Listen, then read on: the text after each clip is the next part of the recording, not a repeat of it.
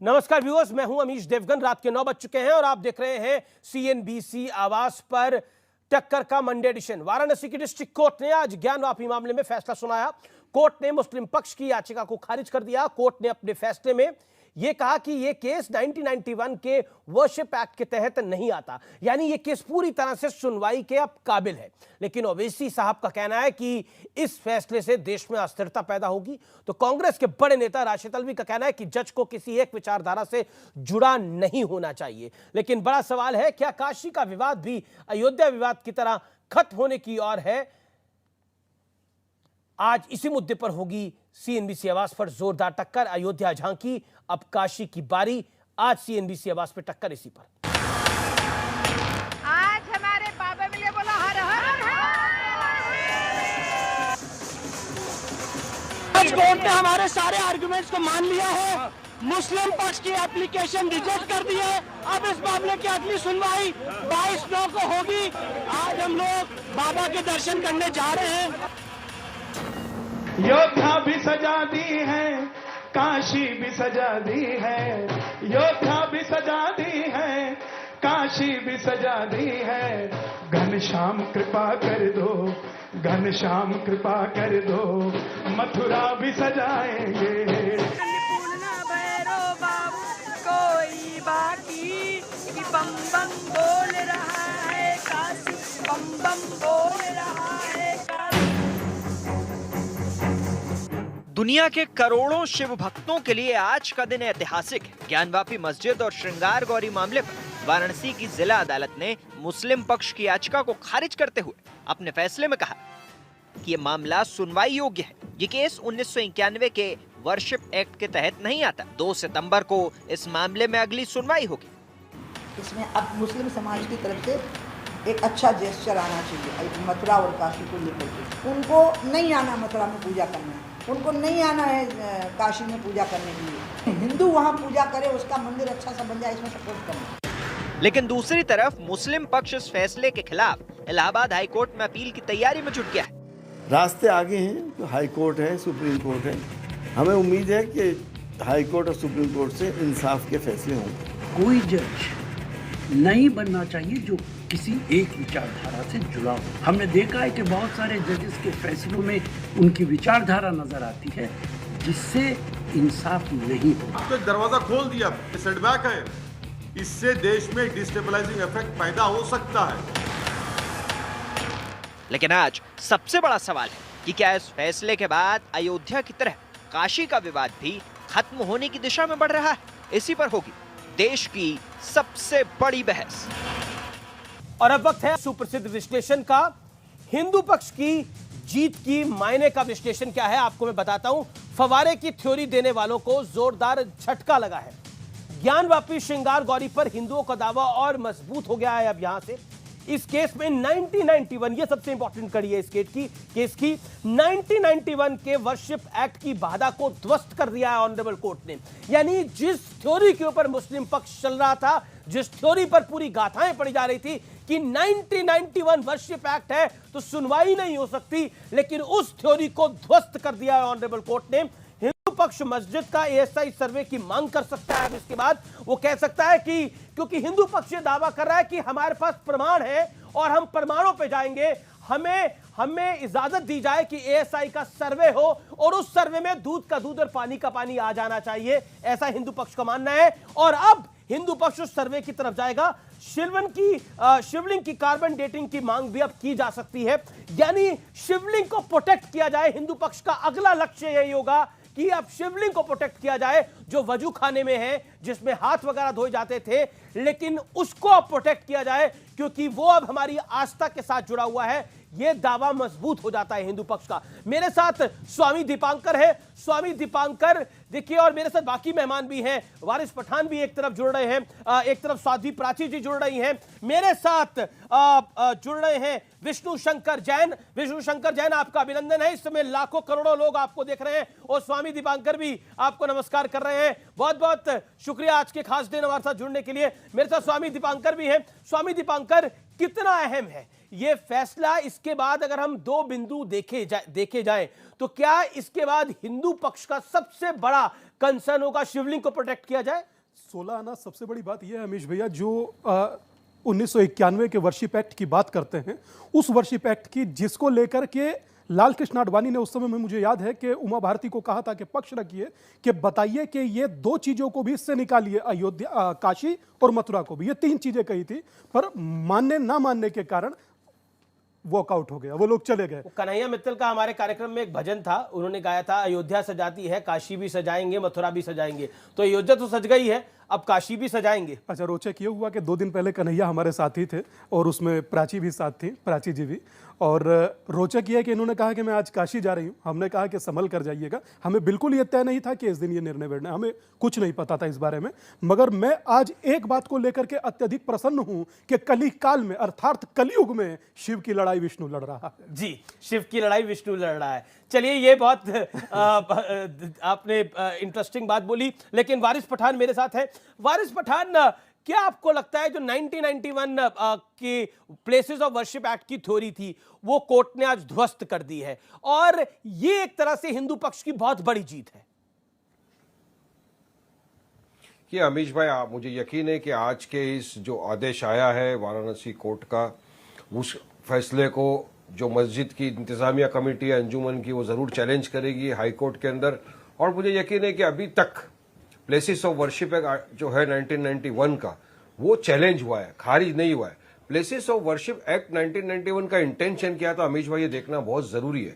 उस वक्त बाबरी मस्जिद का जब केस चला, टाइटल सूट डिक्लेयर हो रहा था सिविल का, तब सुप्रीम कोर्ट के जजेस ने कहा कि बाबरी मस्जिद के बाद अब कोई इस तरह का काम नहीं हो, लोगों में डिसेंट पैदा नहीं हो, फिर अराजकता नहीं पैदा हो, देश का माहौल खराब नहीं हो, डिस्टेबलाइजेशन नहीं हो, तो ये कानून लाना जरूरी है। उसको उन्होंने बताया कि बेसिक स्ट्रक्चर ऑफ संविधान बन गया है कि जो भी मॉन्यूमेंट 15 अगस्त 1947 तक है, उसका आप नेचर और कैरेक्टर को बदल नहीं सकते, चेंज नहीं कर सकते। ये इंटेंशन था। मगर आज का जो ऑर्डर आया है, ये इस बात को दर्शाता है कि ये उल्लंघन किया है प्लेसेस ऑफ वर्शिप एक्ट 1991 का। तो क्या फायदा हुआ? वही पर 1936 का जजमेंट है। और आज की जजमेंट ये चिल्ला के कहती है कि प्लेसेस ऑफ वर्शिप एक्ट की जो प्लेसेस ऑफ वर्शिप एक्ट की जो एक बात थी, वो ध्वस्त कर रही है ऑनरेबल कोर्ट ने। एक सेकंड, लेकिन देखिए दूसरी तरफ से कमेंट क्या है।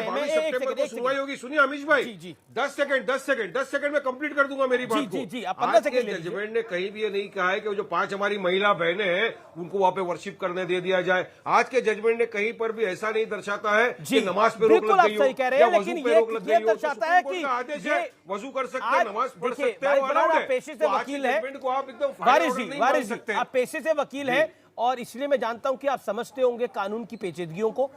ये वाली जो याचिका थी, क्या ये सुनवाई करने के लायक है? केस की नहीं है, ये उस मामले में थी, और कोर्ट ने माना है कि केस सुनने लायक है। केस सुनने लायक क्यों है? क्योंकि तथ्य इस कोर्ट के सामने जो रखे गए, वो साक्ष्य जो रखे गए, वो मजबूत थे हिंदू पक्ष के। ये बात को आप समझेंगे। लेकिन मेरे साथ वकील हैं विष्णु शंकर जैन।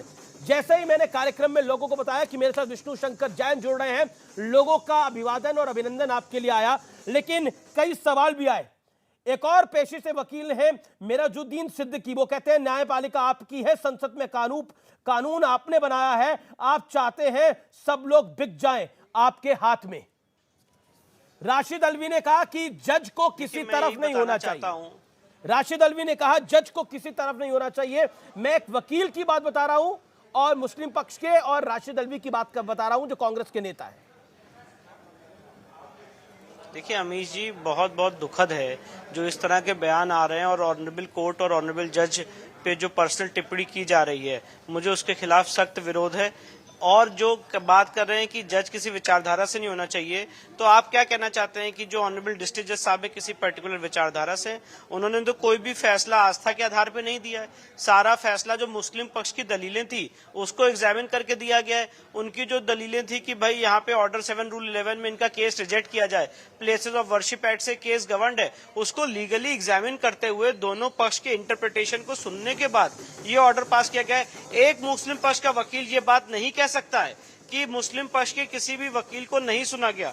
अमीश भाई, हम इस केस की हियरिंग के लिए दिल्ली से काशी आते थे, और मुस्लिम पक्ष के वकील ये कहते थे कि हम सिर्फ 1 घंटे आज बहस करेंगे, बाकी बहस कल होगी। अगले दिन आते थे तो कहते थे आज बहस नहीं करेंगे, 2 दिन बाद करेंगे। हम वापस आते थे, कभी जाते थे वहां पे कंडोलेंस हो जाती थी। तो जितनी धैर्यता से, संयम से उनके सारे आर्गुमेंट्स को सुनने के बाद अपना प्रत्युत्तर दिया है, उसके बाद ये फैसला आया। और मैं बात कहना चाहता हूँ, आप इस बात को समझिए, और मैं वारिस भाई को भी कहना चाहता हूँ, प्लेसेस ऑफ वर्शिप एक्ट के 2 पहलू हैं।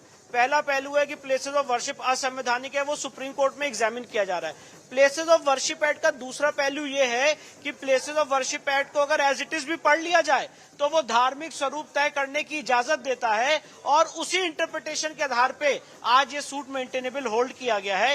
ये जो बातें आज मैं आपके सामने रख रहा हूँ, आपके सामने मैंने पहले भी रखी हैं, पर वो सिर्फ आज वो सारी बातें कोर्ट का ऑर्डर बन चुका है। वारिस पठान, क्या ये बात जायज है जिसके अंदर मराजुद्दीन सिद्दीकी कह रहे हैं कि सब लोग बिक चुके हैं, और राशिद अलवी कह रहे हैं कि जज को किसी विचारधारा से नहीं होना चाहिए? कि ये जायज बात है? अगर फैसला आपकी पक्ष में नहीं होगा तो गाली देंगे? नहीं अमीश भाई, उन्होंने क्या कहा, मैं उनका प्रवक्ता तो नहीं हूं, मैं तो अपनी बात रखने के लिए बैठा हूं। मेरा मानना यह है कि देश संविधान से चलेगा, कायदे कानून से चलेगा, आस्था की बुनियाद से नहीं चलेगा। विष्णु जैन अभी मेरे साथ एक चैनल पर बैठे हुए थे, उन्होंने क्या कहा, अब तक प्लेसेस ऑफ वर्शिप एक्ट जो है 1991 का वो है, उसको चैलेंज हुआ है, मगर वो होते हुए भी हमने निचली अदालत से जाकर ये ऑर्डर लेके आ गया, ये हमारी जीत। तो किस तरह से चलेगा? क्या उच्च न्यायालय के अंदर एक मैटर पेंडिंग है जिसको चैलेंज किया? संविधान का दायरा क्या होता है? क्या लोअर कोर्ट जिसके संविधान का दायरा क्या होता है? जी स्वामी दीपांकर कुछ ऐड करेंगे? स्वामी दीपांकर बार बार संविधान संविधान संविधान, एक कह रहा है कि लोग हर कोई बिक चुका है, एक कह रहा है कि जज की विचारधारा खराब है, और बात हो रही है संविधान की ढाल की। ये संविधान के दायरे में है। रोचक, इससे ज्यादा मैंने शायद अपने जीवन काल में नहीं देखा। संविधान का जिक्र कर कर संविधान की रक्षा करने वाले लोगों को इतना मतलब उपेक्षित करना, यह भी एक तरीके का मैं समझता हूं अमीश भाई, यह भी एक टैक्टिस है। उनको प्रेशराइज करने की यह भी एक टैक्टिस है, और जो कि नहीं होनी चाहिए। अगर जो बात संविधान की है तो यह फैसला आया कहां से?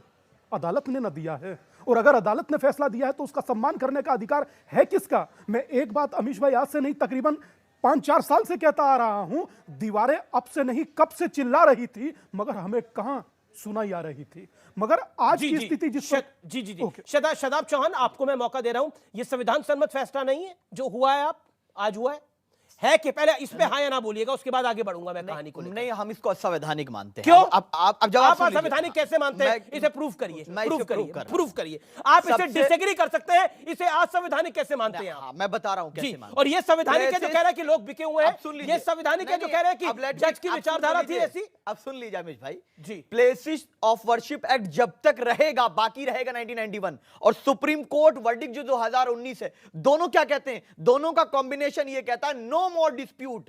अब धर्म के नाम पर किसी भी धर्म स्थल पर कोई गुंडा कब्जा नहीं कर सकता। तो फिर कैसे ये तय करेंगे? ये भारत के अंदर नहीं, क्या टेररिस्ट एक्टिविटी नहीं थी बाबरी मस्जिद की शहादत? टेररिस्ट एक्टिविटी थी। मैं भी आपको ट्विटर पे दिखाऊंगा। गुंडा कब्जा नहीं कर सकता कोई गुंडा किसी धर्म स्थल पर। गुंडे लग रहे हैं आपको जब बगल में आपके बैठे हैं? तो मैं सम्मान करता हूं। इनको किसने गुंडा बोला? ये गुंडे लग रहे हैं जो जबरदस्ती कब्जा करेंगे। ऐसे ही कई साधु संत हैं जिनकी आस्था में साधु संत वो है जो शांति और न्याय के लिए खड़ा हो, जो अत्याचार करे, और साधु नहीं वो मौलवी जो अत्याचार करे। और साध्वी प्राची जैसे लोग तो जहर उगलते हैं, समाज को तोड़ने का कार्य करते हैं। संत का रूप तो ये है। ओके, साध्वी प्राची नहीं, साध्वी प्राची। अमीश भाई जी, अमीश भाई जी, अभी हमारे जो वकील जिन्होंने इतना सुंदर फैसला आज पूरे देश को प्रफुल्लित कर दिया, आज उसको सुनकर के इनके पेट में पेचिश लग गई है। सब भाग रहे इधर उधर। इनको शर्म आनी चाहिए। कभी संविधान का नाम ले देते हैं, कभी कोर्ट की बात करने लगते हैं। जब इनके पक्ष में कोई बात नहीं होती तो चीख चीख करके पूरा स्टेडियम खड़ा कर देते हैं। इनको अपनी औकात में रहना चाहिए। मैडम वो भी बता दीजिए औकात क्या होती है। नहीं मोड़ना चाहिए। नहीं मैडम बता दीजिए भारत के लोगों को कि संविधान तो पे मानने वालों की औकात क्या है। सुनो कान खोल करके, मानने वालों की औकात सुनिए कान खोल करके। उत्तेजना नहीं ना, वो करे ना आप करें, एक एक करके बात रखिए। साध्वी प्राची आप अपनी बात को रखिए। अरे सुन लीजिए, संयमित भाषा में। कत्ल भी करते तो चर्चा नहीं होती। हम आ भी भरते तो हो जाते बदनाम। मैडम आप शायर बन गई। जवाब दीजिए जरा। आप अपने पेट का चेकअप कराइए, आप मेरे पेट की बात कर रही थी। तो ये तरीका नहीं है। गुंडे बता रहे हो? प्लीज आप अरे वारिस पठान गुंडे बता रहे हो, शर्म नहीं आती? नहीं, ये वारिस पठान नहीं बोल रहे। सादी प्राची आप मिस्टेक कर रहे हैं। सादी प्राची, सादी प्राची, ये वारिस पठान नहीं बोल रहे, ये शादाब चौहान बोल रहे हैं। आपको गलतफहमी हो गई। नहीं, वारिस मैंने क्लैरिफाई कर दिया है। बात करिए, होश में बहुत बोल दिया आपने। नहीं, एक वारिस उन्होंने गलती से बोल दिया। मैं सादी प्राची, वो शादाब चौहान बोल रहे थे, वो वारिस पठान ने नहीं बोला। सादी प्राची हो या फिर वारिस पठान, ये एक ही तो है। अंतर क्या है भाई इनमें? नहीं, आपकी चर्चा शादाब से हो रही है। हाँ, तो मैं सादाब को ही बोल रही, कोई बात नहीं। वारिस की जगह सादाब आ गए, एक ही तो बात है इनकी। गुंडे कैसे बोल दिया चैनल पे बैठ करके इसने? इतना कॉमन सेंस है इसको, सादाब को। ऐसे लोगों को चैनलों पे मत बैठाया करो। आप सुन लीजिए, आपने गुंडा क्यों बोला? ये ऑब्जेक्शनेबल था। हाँ, मैं उसका गुंडा क्यों बोला? ऑब्जेक्शनेबल था। और एक सेकंड, और आप मुझे बताइए, अभी आपने थोड़ी देर पहले बोला देखिए संविधान सम्मत नहीं है, ये संविधान सम्मत नहीं है। सरतन से जुदा के जब नारे लगते हैं तो संविधान सम्मत होता है, जिसके खिलाफ आप बोल नहीं सकते। Point number 1। पॉइंट नंबर 2, एक वकील कह रहा है कि सब लोग बिके हुए हैं। एक नेता राशिद अलवी कह रहे हैं कि जज को विचारधारा का गुलाम नहीं होना चाहिए। जज विचारधारा के गुलाम था। अगर आपके फैसला पक्ष में नहीं आया तो विचारधारा का गुलाम है। और अगर फैसला अगेंस्ट भी हो जाए तो इस देश में सरकारें फैसला बदल देती है। याद होगा आपको शाहबानो, अगर फैसला पक्ष खिलाफ भी आ जाए तो वो दौर था एक जिसके अंदर राजीव गांधी ने फैसला पलट दिया था। राजीव गांधी की सरकार, दोनों चीज का सवाल, वो सरकार सेकुलर है। दोनों चीजों का जवाब सुन लीजिए। पहली बात तो यह है कि कोई भी वो नारा जो मानवता का विरोधी हो, हम उसका खंडन करते हैं, हम खुले दिल से। दूसरी बात, जो हमारे देश को जलाने की बात करता है, जो संविधान को हाथ में लेने की बात करते हैं, जिन लोगों ने बाबरी मस्जिद को शहीद किया, कोई और किसी भी धर्म स्थल पर जाकर गुंडागर्दी करते हैं, मैं उनको सीना ठोक कर गुंडा कहूंगा। संविधान की रक्षा हम सबका कर्तव्य है, हम सबका कर्तव्य है। साध्वी प्राची से मैं एक चीज पूछ रहा हूं, आपकी भाषा क्या है मैडम? नहीं, बड़े सम्मान से पूछ रहा हूं। आपने शुरुआत की पेट में पेचिस से आग लग जाएगी, ये बात मत करिए मैडम। आप जोड़ने की बात करिए, आप जो चोला ओढ़ी है चोले की बात करिए आप। जी, ओके। साध्वी प्राची, अब अपनी बात करो। आपके चैनल पे बैठ करके गुंडे मैं सवाल करना चाहूंगा। आपके चैनल पे बैठ करके गुंडे बोलेंगे ये? आपका सर्टिफिकेट नहीं चाहिए। मुझे भारत के संविधान पर विश्वास है, मुझे किसी भी अभद्र भाषा का इस्तेमाल करने वालों का कोई सर्टिफिकेट नहीं चाहिए। मुझे गर्व है भारतीय होने पर, मुझे गर्व है कि जो संविधान का पालन करता है, उसको मानता है। जब सुप्रीम कोर्ट का वर्डिक्ट आया तो हमने उसको स्वीकार किया, माना उसको। हाँ, डिसएग्री करना भी मेरा संवैधानिक अधिकार है। डिसएग्री करिए। डिसएग्री कर रहे हैं, आपको संवैधानिक पता है। क्या प्लेसेस ऑफ वर्शिप एक्ट का वायलेशन नहीं है? क्या कंटेम्प्ट नहीं है बाबरी मस्जिद सुप्रीम कोर्ट? नहीं, तो अभी तो नहीं माना ना कोर्ट ने। कोर्ट ने माना क्या? कोर्ट ने माना क्या? ओके, वारिस पठान कुछ कहना चाह रहे हैं, स्वामी दीपांकर कुछ कहना चाह रहे हैं। पहले वारिस पठान, फिर स्वामी दीपांकर। वारिस पठान 40 सेकंड। बड़े सम्मान के साथ मैं साध्वी जी से सवाल करना चाहता हूं। साध्वी जी, जरा मुझे बता दीजिए, ये जो याचिका डाली गई थी ऑर्डर 7 रूल 11 के तहत, ये क्या याचिका थी? जरा बता दीजिए, दर्शक जानना चाहता है आपकी जुबानी। और बाद में मुझे ये बता दीजिए, प्लेसेस ऑफ वर्शिप एक्ट 1991 जो है वो क्या है, किस तरह से बेसिक स्ट्रक्चर ऑफ संविधान आता है, जरा बता दीजिए, गूगल को चेक किए बिना बताइए। चलिए, कौन बोल रहे हैं? ये सादाब है कि पठान है? पठान, वारिस पठान है। चिंता न कीजिए, सवाल का जवाब दीजिए। हाँ, वारिस पठान, अभी तुम्हें सब कुछ समझाया है भाई विष्णु जी ने, वो समझ में नहीं आया। अभी दूसरे चैनल पे अभी बैठे हुए थे ना। अरे मेरे को आपसे टाइम पूरा करना है तुम्हें। अरे मेरी बहन, आपसे समझना है मुझे। ऑर्डर 7 रूल 11 क्या है? मेरी बहन, आपसे समझना है, आपसे समझना है। समझा दो ना और बता दो प्लेसेस ऑफ वर्शिप एक्ट 1991 क्या है। ठीक है, विष्णु कुछ कहना चाह रहे हैं, विष्णु जैन कुछ कहना चाह रहे हैं, क्या बता दो। Vishnu Jain wants to reply. मुझे नहीं मालूम। विष्णु जैन मुझे नहीं मालूम। Vishnu Jain wants to reply. Vishnu Jain wants to reply. अरे अगर विष्णु जैन को सवाल किया कि साध्वी जी को किया नहीं, आपको तो समझना है ना, तो विष्णु जैन बेहतर समझा पाएंगे, जो लड़ रहे हैं, वकील भी है पेशे से। मुझे साध्वी जी से समझना है। देखिए, साध्वी जी धर्म की जानकारी अच्छा देती है। साध्वी जी सनातन धर्म की जानकारी बहुत अच्छा दे देती है। आप सनातन धर्म के बारे में अगर जानना चाहते हैं, उसके बारे में शिक्षा, दीक्षा और ज्ञानवर्धन करना चाहते हैं तो साध्वी जी बताएंगी। मैं बच्चा हूँ, मुझे मुझे नहीं आता प्लेसेस ऑफ वर्शिप एक्ट कब बिल्कुल। बना, तो ज्यादा क्या बेहतर हुआ, विष्णु जैन समझा क्यों पाएंगे। आया? मैं सीखना चाहता हूँ। नहीं, क्योंकि धर्म की मैं बात, आपके कर्म चैनल की पे बात, बैठ के धर्म साधवी की जी बात, से कर्म सीखना की चाहता बात, कर्म और कांड की बात या तो स्वामी दीपांकर अच्छा बता सकते हैं या स्वाति प्राची बता सकते हैं। अगर लीगल मैटर है तो उसके लिए विष्णु जैन है, तो वो ज्यादा बेहतर बता सकते हैं। मुझे लगता है वही बेहतर होगा। और विष्णु जैन हाथ भी लगातार खड़ा कर रहे हैं, आपकी इजाजत है ना स्वामी जी? ओके विष्णु जी बोलिए। बताइए। देखिए अमीश भाई, पॉइंट इन इशू ये है कि जो हमने सारे डॉक्यूमेंट्स कोर्ट के रिकॉर्ड पे लगाए, ऐसा नहीं है कि ऑनरेबल कोर्ट किसी पर्टिकुलर विचारधारा से प्रभावित थी। कोर्ट के सामने मुस्लिम पक्ष की एप्लीकेशन थी जो उन्होंने ऑर्डर 7 रूल 11 1D में लगाई, जिसके तहत उन्होंने ये कहा कि हमारा केस बार्ड है प्लेसेस ऑफ वर्शिप एक्ट से, वफ एक्ट से और काशी विश्वनाथ एक्ट से। उन तीनों प्लीज को मुस्लिम पक्ष की कोर्ट ने रिजेक्ट किया और रिजेक्ट करने का आधार ये था, पहली बात का मैं जवाब देना चाहता हूँ, वफ एक्ट 1995 का कोर्ट ने कहा जहाँ पे एक पक्ष हिंदू है दूसरा पक्ष मुस्लिम है, वो शरिया कोर्ट में नहीं जाएगा, वफ ट्राइब्यूनल नहीं जाएगा, उसको डिसाइड किया जाएगा सिविल कोर्ट में, और सिविल कोर्ट को पावर है उसको डिसाइड करने की। Point number 1। पॉइंट नंबर 2, जो इन्होंने बात कही प्लेसेस ऑफ वर्शिप एक्ट की, कोर्ट ने बात स्पष्ट रूप से कही कि नवंबर 1993 तक हिंदू समाज के लोगों ने प्लीडिंग की है, इन 5 महिलाओं ने, कि नवंबर 1993 तक वो यहाँ पे पूजा करते चले आ रहे थे और प्लेसेस ऑफ वर्शिप एक्ट 1991 में आया है, इसीलिए यहाँ पे प्लेसेस ऑफ वर्शिप एक्ट से सूट बाधित नहीं है। मैं ये बात दोबारा रिपीट करना चाहता हूँ, बताना चाहता हूँ आपके दर्शकों को कि प्लेसेस ऑफ वर्शिप एक्ट 1991 में आया है और ये हमने अपने केस में लिखा हुआ है, जिसको आज कोर्ट ने फाइंडिंग दी कि नवंबर 1993 तक व्यास जी उस तहखाने में पूजा कर रहे थे, उस तथाकथित मस्जिद के। तो ये कौन सी ऐसी मस्जिद है जिसके तहखाने में व्यास जी पूजा कर रहे थे और ऊपर ये नमाज पढ़ रहे थे? और ये कौन सी ऐसी मस्जिद है जहाँ इसकी मैं वारिस पठान, मस्जिद में पूजा हो सकती है? मतलब वहाँ पे मंदिर बना के पूजा हो सकती है? मैं जानना चाह रहा हूँ, अगर आपकी जानकारी हो या फिर शराब की हो या आतिकुर रहमान की हो। कोर्ट में, और अभी मैं दूसरे बताता चैनल हूँ, पे कोर्ट वारिस भाई में ने बात मुस्लिम मानी है। पक्षकारों ने भी ये कहा था कि 1990 नहीं, कोर्ट के अंदर आर्ग्यू हुआ है बॉस ये बात। मेरा मानने से क्या होता है, कोर्ट में आप भी मौजूद थे, पक्षकार के वकील भी थे, कोर्ट ने भी कहा 93 तक कभी कभी कुछ महिलाएं वहां पे पूजा करती थी। अब वो 5 महिलाओं को फिर क्या जाने की जरूरत पड़ी सुप्रीम कोर्ट में याचिका डालने की कि हमको यहाँ पे पूजा करने की इजाजत दी? अगर वहाँ पे इजाजत थी तो नहीं होता। अपने इष्ट की कोई पूजा करना चाहता है साल के अंदर 12 महीने से कोई रोक नहीं सकता है। एक जगह नहीं कर सकते थे ना अमीश भाई, इसीलिए तो याचिका डाला। हमारी 5 बहनों ने जो याचिका डाली ना कोर्ट में, वो इजाजत मांगने की, हमको पूरा साल इजाजत दिया जाए। मुस्लिम पक्षकार ने उसका ऑब्जेक्शन नहीं लिया था, 2 बार का अलाउड था, 1-2 बार साल में कुछ करते थे। अब हाई कोर्ट, सुप्रीम कोर्ट और लोअर कोर्ट, 3 कैटेगरी का कोर्ट मैंने देखा है मेरी जिंदगी में। मेरे सवाल का जवाब दीजिए। सुप्रीम कोर्ट ने इजाजत पूरा मौका दे रहा हूं, आप मेरे सवाल का जवाब दीजिए। क्या मस्जिद के अंदर पूजा करना अलाउड होता है? नहीं मानता। क्या मस्जिद की 4 दीवारों में पूजा करना अलाउड होता है साल में 1 बार या 2 बार भी? अरे भाई साहब, रात के अंधेरे में हमारी बाबरी मस्जिद के नीचे तहखानों में जाके देखिए, पुरानी कहानी में मत जाइए।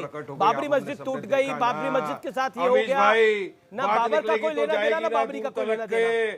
सुनिए ना अमीश भाई, ये कोर्ट के जो जज ने ऑब्जर्व किया है ना, इसके खिलाफ चैलेंज होगा हाईकोर्ट के अंदर। बिल्कुल चैलेंज करिए, वो आपका मौलिक अधिकार है। एक बात, जितने स्वामी दीपांकर आपके पास जानकारी है, स्वामी दीपांकर 1 to 1 स्वामी दीपांकर, और शराब इसका जवाब हो तो हाथ खड़ा करिएगा, मैं आपसे जवाब जरूर दूंगा। ठीक है Waris hold on, Waris Pathan hold on. एक बताइए, किसी मस्जिद के अंदर पूजा हो सकती है? तो इतनी लड़ाई कैसे हो सकती है? फिर आप बात पर आप किस तरह से बिहेवियर अपना कर रहे हैं? एक व्यक्ति कह दे रहा है, बोले कि एक विचारधारा से प्रभावित नहीं होना चाहिए किसी जज को। आप समझ रहे हैं कि आप बोल क्या रहे हैं? और वो भी वकील। और रोचक ये है कि उसके बाद आप कहते हैं हम संविधान को मानते हैं। आप संविधान को कब मानते हैं? जब लाउड स्पीकर चलने दिया जाए। और मैंने कहा कि ये दीपांकर जी पहले क्लियर करिए दर्शकों के सामने, किसने ये बात करी? वारिस भाई, मैंने कहा कोर्ट का जो फैसला आया उसको चैलेंज करेंगे। वारिस भाई, मैंने आपका नाम ही नहीं लिया। वो बोल रहे हैं कि एक वकील बैठे उन्होंने ये बात करी। वारिस भाई, आपका नाम नहीं लिया।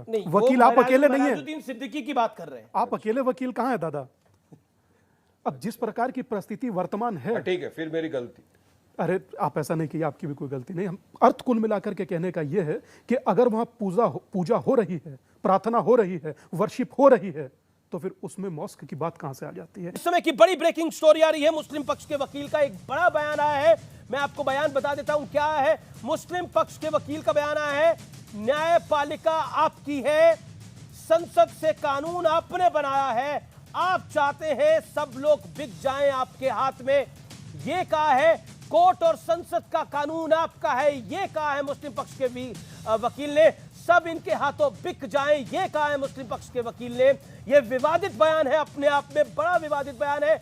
दूसरा विवादित बयान राशिद अल्वी ने दिया है और कहा है कि जज को किसी विचारधारा का नहीं होना चाहिए। लेकिन मेरा मूलतः सवाल है कि अगर वहां पर मंदिर था ही नहीं, दुनिया में, देश में, शादाब चौहान जो ब्रेक से पहले मैंने सवाल पूछा था, वो हर चीज को ध्वस्त कर देगा, वो कोर्ट के इस फैसले को भी ध्वस्त कर देगा। दुनिया में एक मस्जिद बताइए जहां मां श्रृंगार गौरी की पूजा अर्चना होती हो साल में एक बार भी, बताइए क्या होती है किसी मस्जिद में?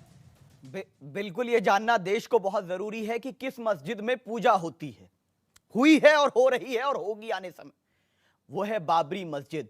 1949 में चोरों की तरह मूर्ति रख, ये कौन बोला? ये किसने कहा कि चोरों की तरह मूर्ति रखी गई 1949 में? कॉन्ट्रोवर्शियल है, कहा वो विवादित ढांचा था, नहीं उसे कभी बाबरी मस्जिद कोर्ट ने भी नहीं माना। नहीं, कोर्ट ना बाबर से हमारा कोई लेना देना। मस्जिद नहीं थी, हमारा रिलीजियस बिलीफ है जहां एक बार मस्जिद बन जाएगी वो तदुसरा से लेकर अर्शे मोहल्ला तक हमेशा मस्जिद रहेगी। आप इधर उधर की बात मत करें ना। और कॉन्स्टिट्यूशनल भाई, हम इधर उधर की बात क्यों कर रहे हैं? आप मुझे बताइए कोई और दूसरी मस्जिद जहां मां श्रृंगार गौरी की या फिर किसी और देवी देवता की पूजा अर्चना होती हो, साल में एक बार होती हो, तो बताइए। मुंह बंद हो जाएगा स्वामी दीपांकर का, विष्णु जैन साहब का। मैंने बताया तो, हाँ बताइए। कई जगहों पर ये सब हरकतें लोग मस्जिद का नाम बताइए। नाम बता रहा हूं। अभी कर्नाटका में ईदगाह का मसला था कि वहां पर गणेश मैदान था, मैदान को भी, ईदगाह मैदान को भी हिंदू मुसलमान बांट दिया। अगर वहां गणेश चतुर्थी हो जाती तो घास मुसलमान हो जाती क्या? नहीं, बाबरी तो घास हिंदू हो जाती वहां पर। कहीं भी मूर्ति रख लेने से नहीं होगा। हमारे यहाँ जो प्रक्रिया है, अगर 12 ज्योतिर्लिंग है, 12 ज्योतिर्लिंग है, सबका सम्मान। शदाब एक बात बताइए, मैं आपसे सवाल पूछ रहा हूं, मां श्रृंगार गौरी की पूजा होती थी उधर? नहीं होती थी 1993 तक। अगर हाँ या ना? ये तो सवाल है। अगर सवाल नहीं है, जवाब दीजिए ना। क्या है? क्या प्लेसेस ऑफ वर्शिप एक्ट को मानेंगे या नहीं मानेंगे? मतलब इतना समय किसी को नहीं मिला मेरे शो में जवाब को ढूंढने का। मैंने पूछा कि कोई जगह है, कोई जगह ही नहीं है, इसका जवाब ही नहीं है। कोई जगह ही नहीं है, सिर्फ काशी विश्वनाथ का धाम है। काशी विश्वनाथ का धाम है, जिसके पास ज्ञानवापी मस्जिद है। उस ज्ञानवापी मस्जिद में 1993 तक मां श्रृंगार गौरी की पूजा होती थी। पॉइंट ये है, मां श्रृंगार गौरी की पूजा क्यों होती थी? वजू खाने में शिवलिंग का दावा किया जा रहा है। पॉइंट ये है, जहां नमाज होती है वहां। अब एक सेकंड जी, अब मेरा विष्णु भाई बैठे हैं, उनसे महत्वपूर्ण आग्रह ये है जी, एक तो शिवलिंग को सेव किया जाए। जिस प्रकार से तमाम चीजें वो तो राम मंदिर भी नहीं मान रहे, वो तो उसको अभी भी बाबरी मस्जिद कह रहे हैं। उनके मानने से होता क्या है, जब कोर्ट ने विवादित ढांचा कह दिया, आप उनका सर्टिफिकेट चाहते क्यों, मैं ये नहीं समझ पा रहा हूं। भाई, death will kill you later but your ignorance will kill you much before it. आप किसी को कुछ समझ नहीं रहे हैं। आपके अनुकूल कोई चले तो सही, ना कोई खाता ना कोई बई, कुछ बचा कहां है। और रही बात अपनी बात कहने की, अपनी आस्था की, मेरी विष्णु भाई आप इस समय होने रहे हैं और सुन भी रहे हैं, मेरी प्रार्थना है एक बार कोर्ट में यह अर्जी जरूर लगाइए कि वर्ल्ड की मीडिया की, हिंदुस्तान के साथ साथ वहां पर एक बार जाना चाहिए, एक बार दुनिया को दिखाना चाहिए कि एक्चुअल वो प्रेमाइसिस है क्या, जहां दीवारें चिल्ला रही हैं मगर हम कहां सुन पा रहे हैं। महत्वपूर्ण ये अमीश भाई, पूरे शरीर में जिस प्रकार नाभि है उसी प्रकार काशी में ज्ञानवापी है। हम लोग ये क्यों नहीं समझ रहे हैं? और अगर कोई ऐसी स्थिति होगी तो कोर्ट जो निर्णय देगा, जब हम राम मंदिर पर 500 साल प्रतीक्षा कर सकते हैं तो हम इस पर क्या बोलेंगे? और अब से पहले नहीं सुनी गई तब क्या बोला? जी जी जी, अतीकुर रहमान कुछ कहना चाहते हैं आप? अब 10 सेकंड बोलिए। अतीकुर रहमान, वो अभी तक आए नहीं है। मैं महंत जी से बड़े सम्मान के साथ एक बात कहूंगा कि भारत आस्था पर नहीं, कानून पर और संविधान पर चलेगा। मेरी आस्था नहीं, कानून तय करेगा कि वहां नमाज पढ़ी जाती है, चले जाते हैं। नहीं, किसी की आस्था नहीं, कानून को मान रहे हैं ना, कानून संविधान कानून को माना, आस्था नहीं, संविधान सुप्रीम है। बस यही कोर्ट ने कहा तो हम उसे एक्सेप्ट कर रहे हैं। इसीलिए हमने ये नहीं कहा कि हमारे फेवर में नहीं आया तो खून की नदियां बहेंगी, हमने नहीं कहा। ये किसने कहा था दिल्ली में कि अगर मंदिर नहीं बना तो खून की नदियां बहेंगी? ये किसने कहा था? महंत जी बता दीजिए। मैंने नहीं कहा। आदरणीय, मैं कोई पहली बात महंत नहीं, मैं आध्यात्मिक व्यक्ति हूं। आध्यात्मिक दीपांकर स्वामी मेरा नाम है। महंत डिफरेंट होते हैं। बहरहाल मैं तुम्हें सिर्फ इतना सा शादाब भाई कहना चाहता हूं कि हिंदू कभी किसी कानून का तो विरोध जीवन में नहीं कर सकता। अगर जो विरोध करता तो जब हमसे कमरा नंबर पूछा जाता था, अमीश भाई आप साथ थे उस समय, कि राम कौन से कमरे में जन्मे और मेरा हर देवता कोर्ट में खड़ा हो, मतलब मजाक इससे बड़ा दुनिया में कोई हो सकता है? जो हम रोज सहन कर कर, कोई फव्वारा कहता है, कोई हमें, कोई शब्द है क्या? कितने नीचे अपनी आस्था को रोज गिरते हुए स्वामी जी, वही तो हम कह रहे हैं कि जिन्होंने बाबरी मस्जिद को शहीद किया वो हिंदू नहीं थे। शादाब भाई, क्योंकि हिंदू न्याय चाहता, शांति का प्रतीक है। हम तो यही कह रहे हैं। वर्तमान जो चीज है हमें उस पर डिस्कशन करना है। वर्तमान जो समस्या है उस पर डिस्कशन करना है। आज बहुत सारे लोग क्या कह रहे हैं? समस्या देश की प्रगति है। आज बहुत सारे लोग ये कह रहे हैं कि इस पर बैठकर चर्चा क्यों ना हो। इस पर बैठकर चर्चा हुई तो राम मंदिर का निर्णय इतने सालों बाद छकाने के क्यों अदालत से आया? पॉइंट, ये बड़ा महत्वपूर्ण पॉइंट आपने बोला अतीकुर रहमान। क्या वाइस कॉल यही है कि इस पर बैठ के चर्चा होनी चाहिए? आलिमों में, महंतों में, संतों में, सरकार में, शासन में, लीगल ल्यूमिनरीज के अंदर, क्योंकि अगर देखिए कुछ चीजों कुछ साक्ष्य होते हैं और हिंदू पक्ष अब ये मानता है कि एएसआई की उधर जांच होनी चाहिए। और दीवारें, आपने भी तस्वीरें देखी हैं, किसी भी मस्जिद के अंदर मां लक्ष्मी की तस्वीर नहीं होती, किसी भी मस्जिद के अंदर मां श्रृंगार गौरी का मंदिर नहीं होता, कमल का फूल नहीं होता। क्या आपको लगता नहीं कि जो बात स्वामी दीपांकर कह रहे हैं, दीवारें चीख रही हैं, चिल्ला रही हैं, लेकिन फिर भी हम भरी दोपहरी में आंखें बंद करके कहना चाहते हैं सूर्य उदय नहीं हुआ है? Atiqur Rahman, no one else. Amish ji, Swami Dipankar ji की बड़ी अच्छी बात है।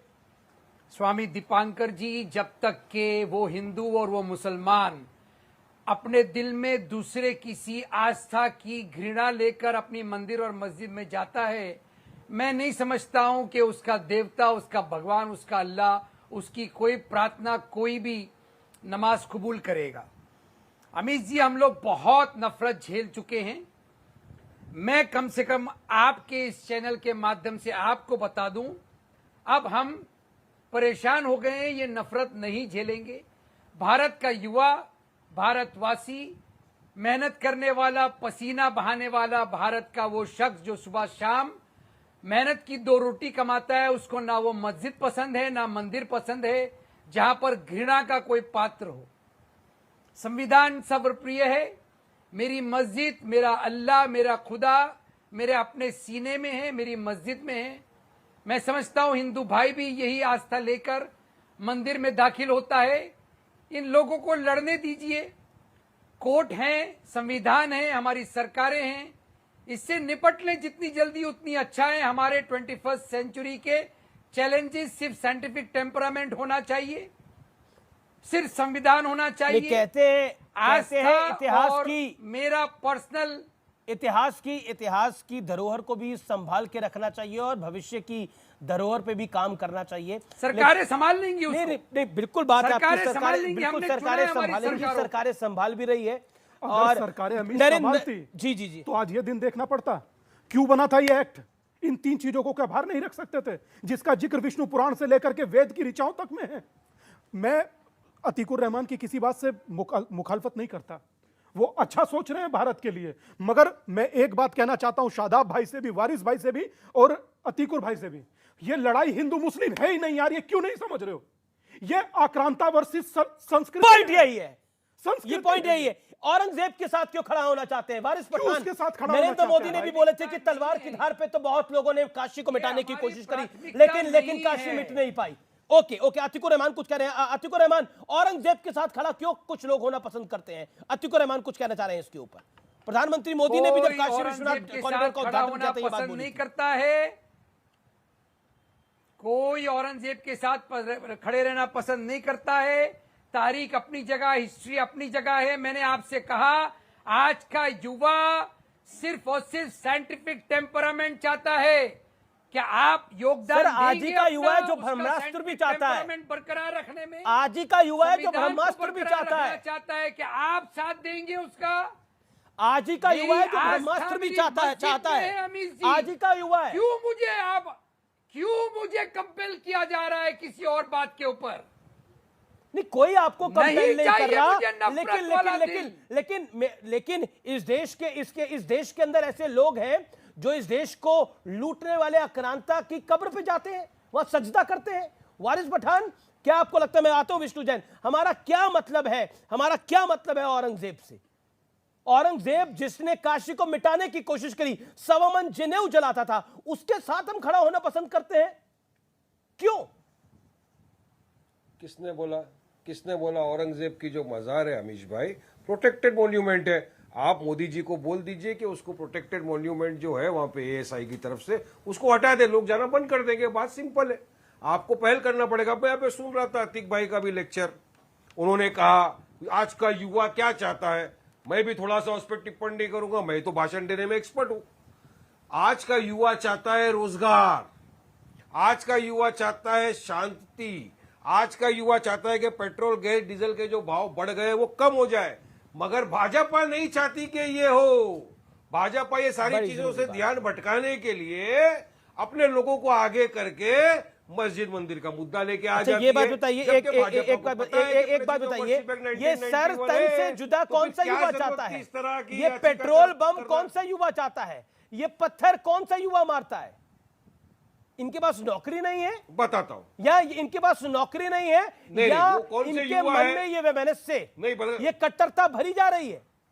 नहीं, कुछ युवा है, कुछ ऐसे भी युवा रेडिकलाइज है जो जाके हमारी पार्टी के सदर बैरिस्टर असदुद्दीन की गाड़ी पे गोली मार दी, उनको मारने की कोशिश गलत है। ऐसा कुछ ऐसे भी लोग हैं अमीश भाई जो धर्म संसद के नाम के ऊपर चलाते हैं और बोलते हैं कि बच्चों कलम छोड़ दो, तलवार उठाओ, सरहार कर दो। ऐसे भी रेडिकलाइज हुआ हमारे देश में, तो सब चीज का तो खंडन करना पड़ेगा ना। आप और मैं मिलकर खंडन तो करेंगे ना अमीश भाई इस बात का। हाँ, सर तन से जुदा के नारों का खंडन किया हम सबने, किसने खंडन नहीं किया? हरिद्वार में हो रही धर्म संसद का कौन से लाख लोग निकले सड़क के ऊपर उनको प्रोटेक्ट करने के लिए? और वो कौन लोग थे अमीश जो सीए का विरोध करते करते मेरठ जलाने पर आ गए थे, मेरठ को तबाह करने पर आ गए थे? कौन थे वो लोग? जवाब एक विष्णु शंकर जैन कुछ कहना चाहते हैं। विष्णु शंकर जैन, बाबरी मस्जिद जो राम मंदिर है वो भी बाबरी मस्जिद के अंदर है, शादाब चौहान कह रहे हैं। देखिए अमीश भाई, मैं ये कहना चाहता हूँ कि जो भगवान शिव हैं वो इस पूरे ब्रह्मांड के क्रिएटर और डिस्ट्रॉयर हैं, और जो डिस्ट्रॉयर और क्रिएटर का मंदिर होता है वो कभी कोई डिस्ट्रॉय नहीं कर सकता है, चाहे वो औरंगजेब हो, चाहे वो कोई भी मुगल आक्रांता हो। तो ये बात स्पष्ट हो चुकी है ऑन रिकॉर्ड और ऑलरेडी प्रूव्ड है सुप्रीम कोर्ट के जजमेंट से कि औरंगजेब ने यहाँ पे मंदिर तोड़ा। मैं शादाब चौहान और वारिस पठान से कहना चाहूँगा कि जो काशी विश्वनाथ एक्ट 1983 का चैलेंज था सुप्रीम कोर्ट में, और उसमें वो ऑनरेबल जस्टिस रामास्वामी का जो जजमेंट है वो उसको पढ़ ले पैरा 1 उठा के, ये बात हमें प्रूव नहीं करनी कि यहाँ पे मंदिर तोड़ा गया। मंदिर तोड़ना तो प्रूव्ड है, सवाल ये आप जो हमारे मंदिर में घुस के जबरन इस समय नमाज पढ़ रहे हैं उसको रुकवाना है और अपने धर्म स्थल को वापस लेने का ये काम हो रहा है। और जब हम ये काम कर रहे हैं तो इनको लग रहा है कि इस देश का सेकुलरिज्म बिगड़ रहा है, प्लेसेस ऑफ वर्शिप एक्ट की दुहाई दे रहे हैं। प्लेसेस ऑफ वर्शिप एक्ट असंवैधानिक है, ये तो अलग डिबेट है। प्लेसेस ऑफ वर्शिप एक्ट के रहते रहते आज हम ये फैसला लेके आए हैं, ये सबसे महत्वपूर्ण बात है। और मैं दूसरी बात कहना चाहता हूं, हम ये शादाब चौहान भाई तो वही हैं जिन्होंने शायद शिवलिंग वाली बात पे बहुत एक अभद्र ट्वीट किया था, हमने उसको भी देखा है, पर आज तक हमने कभी शादाब भाई और वारिस भाई के मजहब पे तो कोई टिप्पणी नहीं की। हमने सिर्फ अपनी लड़ाई लड़ी है और अपने देवता, अपने आराध्य को रेस्टोर करने के लिए लड़ाई लड़ रहे हैं। आज मैं आपको एक बात और बताना चाहता हूं अमीश भाई, जब ये केस की पूरी हियरिंग चल रही थी, मुस्लिम पक्ष के वकीलों ने क्या स्टैंड रखा यहाँ डिस्ट्रिक्ट जज साहब के सामने? उन्होंने कहा ये मस्जिद हमारे बादशाह औरंगजेब ने बनाई है और इसको वक्फ डेडिकेट किया है और ये आलमगीर मस्जिद है। तो आप आज औरंगजेब के नाम पे अगर टाइटल क्लेम कर रहे हो तो क्या विष्णु शंकर जैन का या स्वामी दीपांकर का ये हक नहीं है कि वो कम से कम ये बोल सकें कि ये हमारे भगवान का शिव का, हमारे भगवान शिव का मूल स्थान है? ये भी नहीं बोल सकते। इतनी आपकी डोमिनेशन है, इतनी आपकी मतलब यहाँ पे जिद है कि कोई आदमी ये चाहता है कि कोर्ट के पटल पे प्रूव करे कि ये आपकी मस्जिद नहीं है, मंदिर है। आप औरंगजेब को रहमतुल्लाह बोलते हैं ना? नहीं, औरंगजेब एक सेकंड, आप रहमतुल्लाह बोलते हैं ना औरंगजेब को? क्या मसला? हमारे मसला मैं मसला बताता हूँ। अब आप रुकिए, आप रहमतुल्लाह बोलते हैं ना औरंगजेब को, अगर सजदा करना है ना तो अब्दुल कलाम की मजार पे जाकर सजदा करिए। आपको सजदा नहीं करना है औरंगजेब के यहाँ पर। औरंगजेब को रहमतुल्लाह मत बोलिए। जब आप औरंगजेब को रहमतुल्लाह बोलते हैं तो गुरु तेग बहादुर के कातिल को रहमतुल्लाह बोलते हैं। जब औरंगजेब को आप रहमतुल्लाह बोलते हैं, सुनना पड़ेगा, सुनना पड़ेगा, सुनना पड़ेगा, शदाब सुनना पड़ेगा, शदाब सुनना पड़ेगा। मुंह में हाथ दिया है, सुनना पड़ेगा, सुनना पड़ेगा, सुनना पड़ेगा, सुनना पड़ेगा। देखिए एक इत्मीनान से 30 सेकंड सुन लीजिए, उसके बाद आप बोलिए। का जब आप औरंगजेब को रहमतुल्लाह बोलते हैं तो आप रहमतुल्लाह बोलते हैं गुरु तेग बहादुर के कातिल को। आप रहमतुल्लाह बोलते हैं सवामन जनेऊ जो दिलाता था उसको रहमतुल्लाह बोलते हैं। आप रहमतुल्लाह बोलते हैं जिसने अपने बाप को अपने भाई की गर्दन काट के दे दी थी सत्ता के लिए, आप उसको रहमतुल्लाह बोलते हैं। आप किसको, आप उसकी रहमतुल्लाह पे उनको रहमतुल्लाह बोलते हैं। यही तो चिंता की बात है, ये फिक्र की बात है कि मेरे बगल में एक बैठा हुआ व्यक्ति औरंगजेब जैसे व्यक्ति को रहमतुल्लाह मानता है और उसके बनाई हुई मस्जिद को, जो आप कह रहे हैं, जो कोर्ट में कहा गया, उसकी बनाई हुई मस्जिद को, जो वासुदेव, जो भगवान शंकर का मंदिर था, उसको डिफेंड करता है। बताइए हिंदुस्तान ने क्या नहीं दिया है? आप जवाब सुन लीजिए। नहीं, हिंदुस्तान हमारा, दिया लिया की बात कहां से आ गई? हिंदुस्तान हम सबका है, लिया दिया का कोई मैटर नहीं। उसने दिया, उसने लिया, हमारा मुल्क है, इसकी हिफाजत करनी पड़े। औरंगजेब के साथ क्यों? अगर तुम्हारा मुल्क है, तुम्हारे मुल्क को लूटा ना। औरंगजेब रहमतुल्लाह अलैह भारत के बादशाह थे या नहीं थे? बताओ। और बताओ, नहीं मानते, नहीं मानते, लुटेरा था, लुटेरा था, लुटेरा था, शकुंतला देवी को इंसाफ किसने दिया? नहीं, मुगल लुटेरे नहीं थे, अंग्रेज लुटेरे थे। और आज जब रानी की डेथ हो जाती है, हम कॉन्डोलेंसेस है, लेकिन उसके बाद हमारा झंडा झुकता है। उनके बारे में बोलेंगे आप, जिन्होंने देश को लूटा हो, हमको मारा हो, भगत सिंह को फांसी पे लटकाया हो, उनका अभिमान करेंगे? एक शब्द नहीं बोल सकते अंग्रेजों के खिलाफ। क्यों नहीं बोल सकते? क्योंकि डरते हैं। सब कुछ मुगलों ने ऐसा किया, मुगलों ने ऐसा किया। अंग्रेजों के खिलाफ बोलने में क्यों डर लगता है? क्यों सावरकर के खिलाफ बोलने में डर लगता है? आप बताइए, अंग्रेजों महारानी का दर्द सबको है। वक्त ब्रेक का है, देखते रहिए टक्कर का सोमवार एडिशन।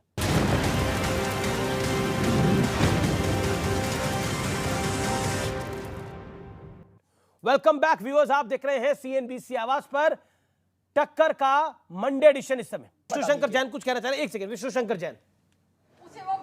अमीश जी, यहाँ मेरे साथ मेरी 4 वादी महिलाएं हैं जिन्होंने, ये घरेलू महिलाएं हैं जिन्होंने केस लड़ा था। औरंगजेब कौन था? चोर था, लुटेरा था। और क्या किया औरंगजेब? भारत सोने की चिड़िया था, उसने सोचे कि भारत बहुत खजाना वाला, इसीलिए भारत में लूट लिया गया। ये अमीश जी, ये काशी की घरेलू महिलाएं हैं जिनकी आवाज आपके चैनल के माध्यम से जा रही है, बिल्कुल आ रही है। और मुझे लगता है शादाब चौहान भी सुने, वारिस पठान भी सुने। इन महिलाओं ने ये हिम्मत की है कि वो अपने घर से निकल के मां श्रृंगार गौरी की लड़ाई लड़ें और इस लड़ाई को इस मुकाम तक लेके आई हैं। इन महिलाओं की मात्र शक्ति की वजह से आज हम इस स्टेज तक पहुंचे हैं। और औरंगजेब के बारे में इनके क्या विचार हैं, ये बराबर बोल रही हैं कि औरंगजेब ने किस तरह से यहाँ पे सवा मन जनेऊ जलाया, जजिया लगाया हम लोगों के ऊपर। और आज उनकी आक्रांताओं के खिलाफ ये जो मेरी बहनें माताएं हैं, ये आज खड़ी हुई हैं, जिनको हम रिप्रेजेंट कर रहे हैं। और मुझे बहुत फक्र होता है कि इस देश में, इस काशी क्षेत्र में, स्वामी दीपांकर इन महिलाओं के साथ संवाद करना चाहते हैं। एक सेकंड, स्वामी दीपांकर इन महिलाओं को कुछ कहना चाहते हैं। अच्छा, मैं विष्णु भाई आपसे कह रहा हूं, आप मेरी बात पहुंचा दीजिएगा। मैं आपसे कह रहा हूं विष्णु भाई कि सबसे पहले तो इन 3 त्रिदेवियों को मेरा प्रणाम कि जो इन्होंने श्रृंगार गौरी की लड़ाई लड़ी। मैं समझता हूं कि गौरी की लड़ाई गौरी ही लड़ सकती है, तो इन्होंने, मुझे लगता है कि आधी आबादी के सम्मान की लड़ाई लड़ी है। और सबसे ज्यादा मेरी तरफ से साधुवाद उस देवी को जिसने एक शब्द कहा कि मां अन्नपूर्णा भैरव बाबा, रहा ना कोई बाकी, बम बम बोल रहा है काशी। आपको बहुत बहुत शुभकामनाएं और आप भविष्य के लिए प्रेरणा होंगी। बम बम बोल रहा है। रहा न कोई बाकी, कि बम बम बोल रहा है काशी, बम बम बोल रहा है काशी, मायन पुलना भैरव शादाब चौहान को और वारिस पठान को जवाब है। बम बम बोल रहा है काशी, ज्ञानवापी के मंदिर में बैठे, ज्ञानवापी के मंदिर में जी हवन अवघड़ दानी, अवघड़ जैसे कभी कोई आंखें खुले में स्वप्न देखती है ना, जी, जी, जी। ये कुछ वैसा ही है। मगर हम लोगों के साथ रोचक ये है कि जो नहीं मिला उसका हम लोगों के मन में क्षोभ है, मगर जो मिल गया उसकी खुशी नहीं। मगर आज अदालत ने इसको एडमिट किया, ये सुनने योग्य है। मुझे लगता है कि किसी भी सनातनी के लिए इससे बड़ा हर्ष, प्रसन्नता और खुशी का विषय नहीं हो सकता। शादाब चौहान, क्या कहना चाहते हैं आप? मैं आपको 1 मिनट देता हूं अपनी बात को रखने के लिए। बिल्कुल, वो किसी मंत्र का जाप करें, वो उनका फंडामेंटल मंत्र नहीं था कोई, नहीं, मैं एक एग्जांपल कर रहा हूं। शादाब भाई ने आंख कान में उंगली नहीं डाली। नहीं, ये रोचक था, वरना हनुमान चालीसा पर डाल लिए थे। नहीं, मैं तो कह रहा हूं कि अगर वो किसी भी मंत्र का उच्चारण करें या पूजा पद्धति का कोई भी अपना प्रदर्शन करते हैं, उनका संवैधानिक अधिकार है। हम किसी भी धर्म के खिलाफ कभी कोई टिप्पणी और बकवास करने में विश्वास नहीं रखते। लेकिन सवाल यह है, मैं उन बहनों कि देश रूल ऑफ लॉ पे चलेगा, आस्था पे चलेगा। और जज साहब से कहूंगा, हम लोग हायर कोर्ट जाएंगे, डेफिनेटली जाएंगे। जी, जी, जी। और हमारा मानना यह है कि जो भी कानून पीछे तस्वीरें आ जो रही हैं, भी जी, कानून जी, बनेगा, जी। जो भी देश के अंदर न्याय करने वाले लोग हैं, उनके साथ खड़े हैं। लेकिन औरंगजेब रहमतुल्लाह अलैह की जो मजार है उसको प्रोटेक्ट करती है। उसके देखिए औरंगजेब के बारे में क्या विचार है उनके, आप खुद ही सुन लीजिए। आर्कियोलॉजिकल, तो मैं कह रहा हूं मोदी जी जवाब देंगे इस पे। Archaeological survey of India protect Modi ji क्या जवाब देंगे? मोदी जी की अब बोलेंगे ओसामा बिन लादेन पे मोदी जी जवाब देंगे, सरकार अब बोलेंगे हाफिज सईद पे मोदी जी जवाब देंगे। एक सेकंड, एक ओसामा जरूर है, दोस्ती जरूर है। अच्छा, महिला को जवाब दे रही, सुन लीजिए। राजा लोग मंदिर नहीं तोड़ते हैं। राजा लोग न्याय करते हैं, राजा लोग मंदिर नहीं तोड़ते हैं। मैडम, हाथ जोड़ के कह रहा हूँ आपसे, शकुंतला बेटी की, ये लोग गरीब देश के आए हैं। गरीब सोचे कितना लूट के ले जाए, कितना लूट के ले जाए, बस जितना सोना पाए सब लूट के ले गए। अच्छा, एक बार एक शादाब को दिखाइए। शादाब एक सेकंड उड़ गया। जी, मैं बिल्कुल महिलाओं की बात का सम्मान कर रहा हूं।